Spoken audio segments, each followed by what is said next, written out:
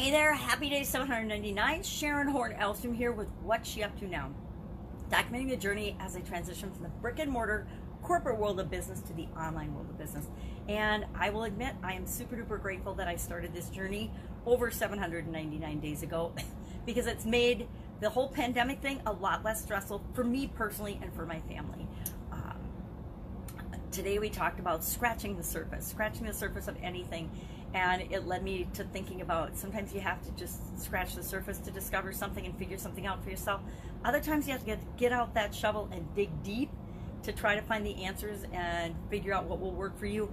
And beyond that, sometimes you just have to take action and do what you got to do to keep moving forward toward what it is that you want, toward your goals and your objectives. And of course, those are different for each and every one of us, and they're different during different times of our life and different times in our environment. Sometimes things can absolutely, believe it or not, destroy and knock out what we're trying to build, knock out what we're doing.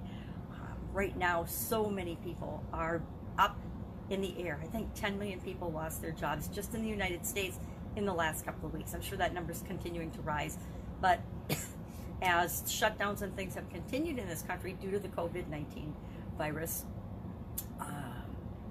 it's kind of mind-boggling how people are responding. It's not mind-boggling, it's human behavior, right? Some people are, stepping up and leading and doing amazing things.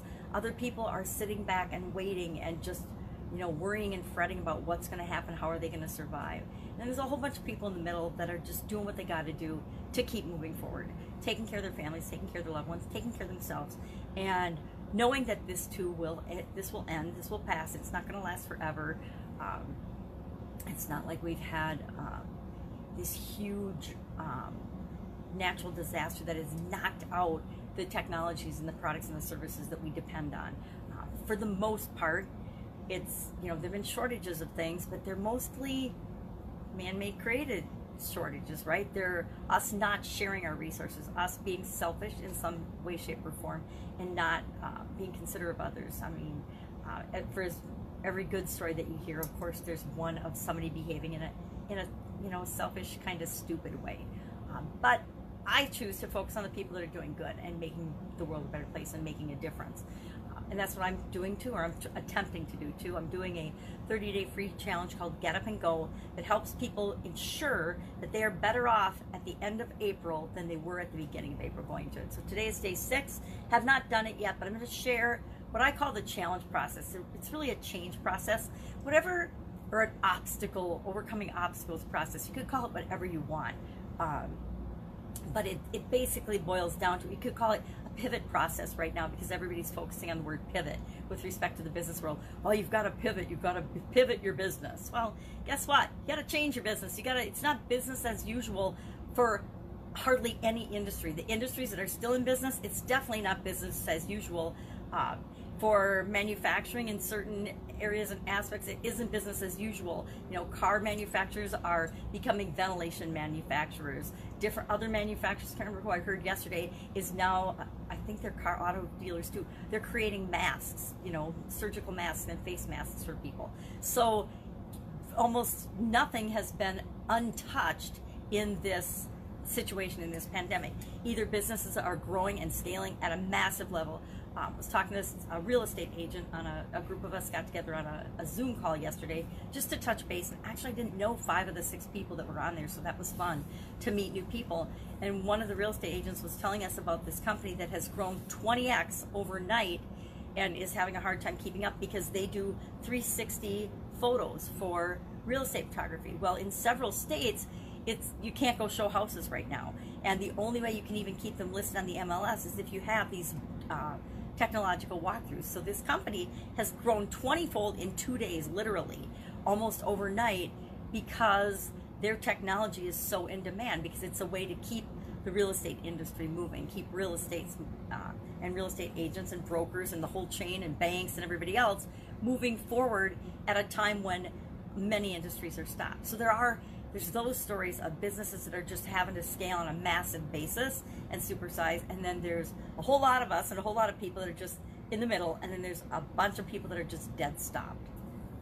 And wherever you are in that spectrum, whether you're dead stop, whether you're frenzied, paced, growing, or you're somewhere in the middle, there is something that you need to do to change, to continue to respond and move forward, and to make sure that you're every day just doing the next one thing, at least one thing a day, to move you toward your longer term goal. Now, a lot of us have had our goals blown up and changed, right? What we thought we were going to do over the next 10 years has dramatically changed, and we've decided, hey, this is our opportunity to actually make this huge change in our life that we've wanted to make, this huge pivot or this change of direction. I just call it taking a different road. I was lucky enough, and people wouldn't probably say I was lucky enough, but 10 years ago I had a sudden cardiac arrest, which was just kind of like this, but a dead stop on a personal level for my health. And after that event, I had time to recover, time that was like forced recovery, right? 6 months no driving, a cardiac rehab, a whole bunch of stuff. And then right on the tail end of that, it triggered some eye problems that I'd had. I had eye inflammation problems since I've always had eye problems, but really since my 20s. I lost the vision in my left eye, my early 20s, and after this cardiac arrest, the year after that, it triggered this inflammation in my right eye, and so my vision started to really deteriorate. Had an eye surgery, which bought me a few years. Then a couple years ago, my right eye took the same path as my left eye, so I am now legally blind. I still seem to function as well as possible. I make a lot of mistakes, a lot more, mistakes than I used to, but I still seem to keep moving. So I've had to, as many people had, to pivot and change and do things differently and change roads and change course based on the things that happen in our lives many times before. I guess the older you are, the easier it is to make those changes and adjust. For some people, not for everybody, of course, but for some people.